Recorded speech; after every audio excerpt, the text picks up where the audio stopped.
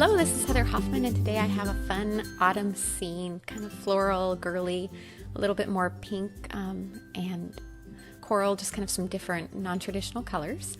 I'm using two different previously released Reverse Confetti stamp sets, Autumn Blessings for the pile of floral leaves, and then Nuts About You for the cute little squirrel that I'm going to add.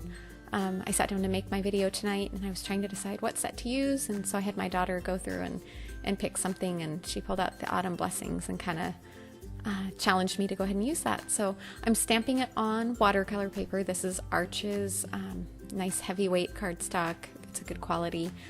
You can use any watercolor cardstock, and I'm going to color it with my Daniel Smith watercolors. And I stamped it in VersaFine Onyx Black ink. It's a pigment ink, so it's great for watercoloring. I used my Misty so I could stamp it several times and get a really nice, deep, dark impression, which I love to do. And I've sped up my watercoloring, so if it looks like I'm just flying, I was going a little bit slower, but I was kind of slow on the process, so I didn't want to take up the whole video with you just watching me watercolor.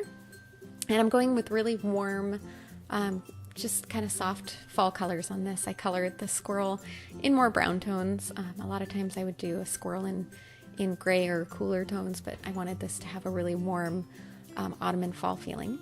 And then I'm just kind of filling in really intentionally messy, not trying to watercolor perfect and in the lines. I'm just kind of hitting some spots of color on some different areas and different leaves, orange on the pumpkins and some of the leaves, and then yellow for the flowers, and then mixing in kind of a soft mossy green color, just kind of blends well with those fall oranges and yellows. And then I'm going to pop in with a little bit of red in a few spots.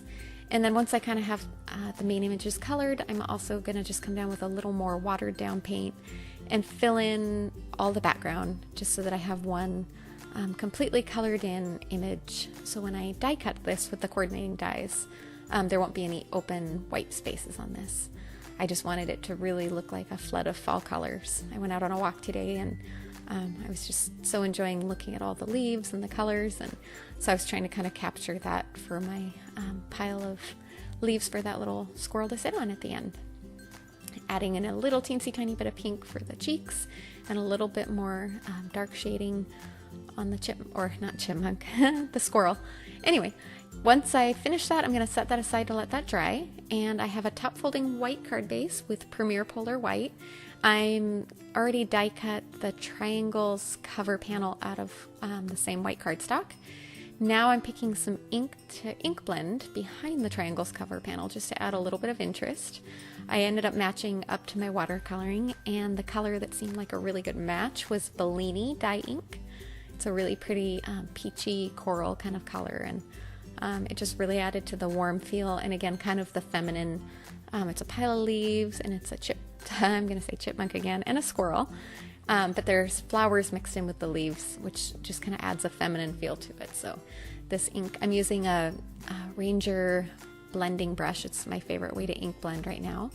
And the Reverse Confetti dye inks work really well for ink blending. And so I just pulled out the brush. You can use foam blenders or whatever else you prefer to use, but that's my favorite and seems to be the simplest and least effort.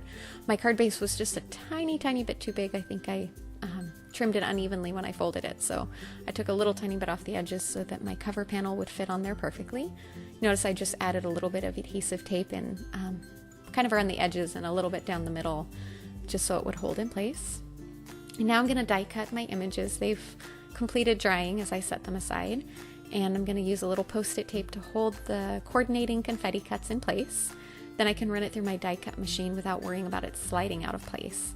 And die cutting, especially after I've already gone through the work of coloring. If they slipped and messed up, I'd have to recolor them, and I didn't want to do that. So pop those out and kind of plan my arrangement there and put them into place. I decided I wanted to use the Autumn Blessings sentiment from that Autumn Blessings stamp set, and I die cut a frame, a little tag using Tall Tag Trio.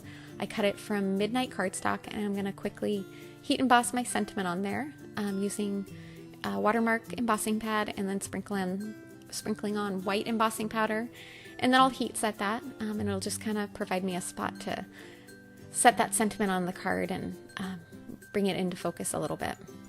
Now it's a little too wide, so I don't want to use the whole thing on my card. So I kind of planned where I wanted it, and I'm going to use my paper trimmer to trim off the extra, making sure I get a nice straight line. And that was just still a little bit too wide, so I took a tiny bit more off.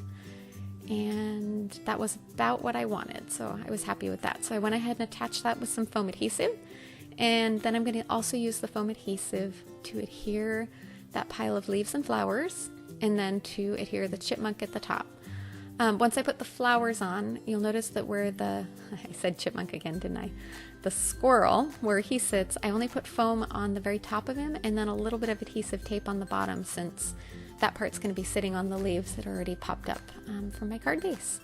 And there you go, a fun, feminine fall autumn card that is a little bit more unique and a little bit of fun colors. Thanks so much for coming by. Hope you enjoyed. Have a wonderful day.